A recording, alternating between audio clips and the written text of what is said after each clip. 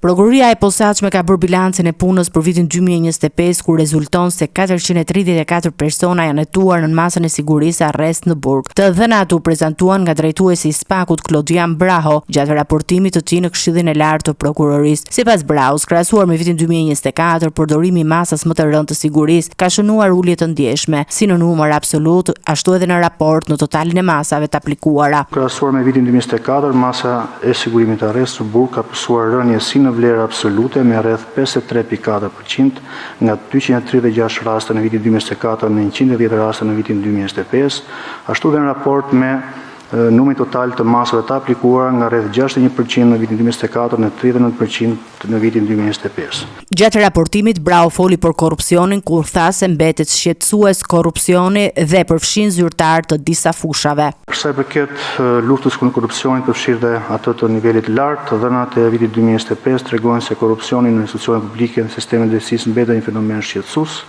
i cili përfshin funksionar vendor dhe administrativ, por edhe prokuror, gjyqtar, punonjës policie e të tjerë. SPAK ka vijuar me vendosmëri hetimin e zyrtarëve të nivelit të lartë me 6 procedime të reja dhe 16 persona të tjerë në hetim. Në aspektin financiar, SPAK ka sekuestruar dhe konfiskuar pasuri në vlerë totale rreth 45.4 milionë euro, ku përfshihen edhe 12.4 milionë euro në kriptovaluta. Braho ngriti shqetësimin për mungesën e një kuadri të plot ligjor për administrimin e tyre, duke theksuar nevojën për zgjidhje institucionale. Ne deri tani kemi patur për problematik lidhe me mënyrën e administrimit të këtyre pasurive dhe na kanë ndihmuar autoritetet të tjera në marrjen, sekuestrimin dhe menaxhimin e kriptovalutave të sekuestruara, pasi ka qenë e vetmja formë për mbajtjen e tyre.